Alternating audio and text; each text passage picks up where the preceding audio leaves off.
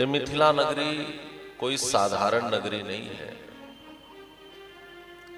यह वह मिथिला नगरी है जहां पर जगत जननी जगदम्बा आदि शक्ति श्री सियाजू प्रकट भई है। भगवान श्री राम के जीवन से 3 नगर जुड़ते हैं,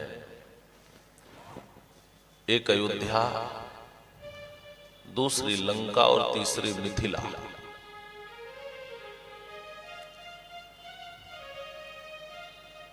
तीन प्रकार के जीव भी होते हैं, विषयी, साधक, सिद्ध, सयाने।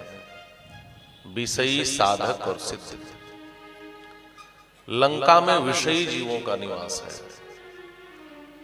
अयोध्या में साधक जीवों का निवास है और मिथिला में सिद्ध जीवों का निवास है। भगवान विषयों के जीवन में भी आते हैं, साधकों के जीवन में भी आते हैं, सिद्धों के जीवन में भी आते हैं, लेकिन अंतर है। श्री जानकी जी की कृपा से विषयों के जीवन में भी गए, लंका में भी गए, लंका वासियों का उद्धार किया। अयोध्यावासी साधक हैं। मनु महाराज अयोध्या के ही राजा थे। यथा मनुर्महातेजा लोकस्य परिरक्षिता तथा दशरथ हो राजा लोकस्य परिरक्षिता।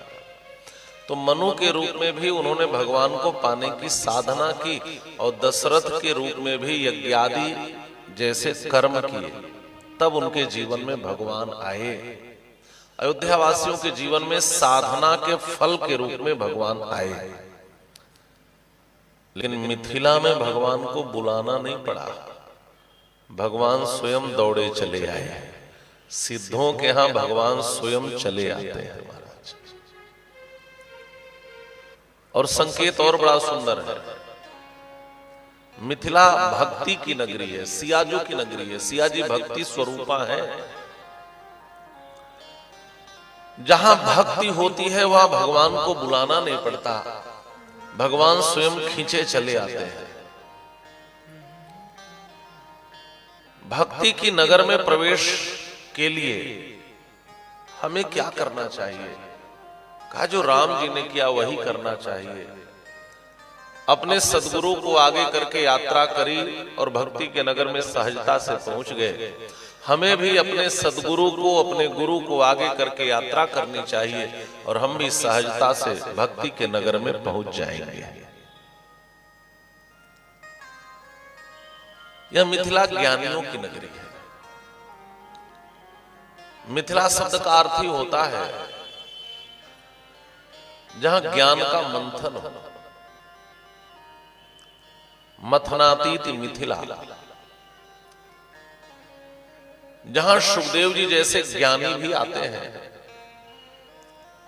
ज्ञानियों की सभा लगती है महाराज जनक की सभा में। हर प्रकार के विषयों का यहां मंथन होता है। हमारा अद्भुत नगरी है मिथिला की ये नगरी।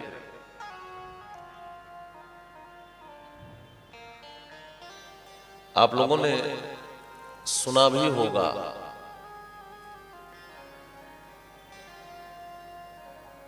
कि मिथिला में एक बार अकाल पड़ा।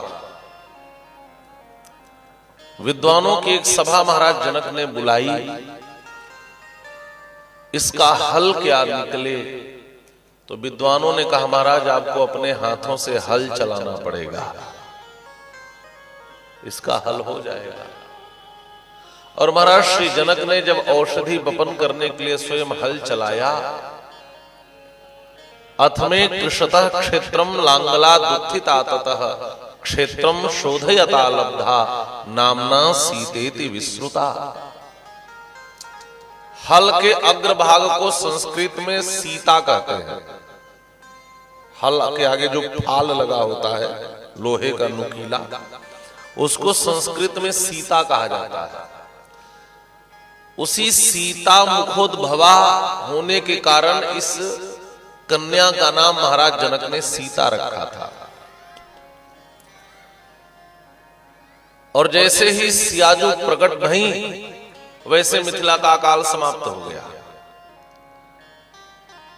इसका एक आध्यात्मिक संकेत यह है कि महाराज जनक हैं ज्ञानी, और ज्ञानियों के जीवन में जो शुष्कता है यही अकाल है।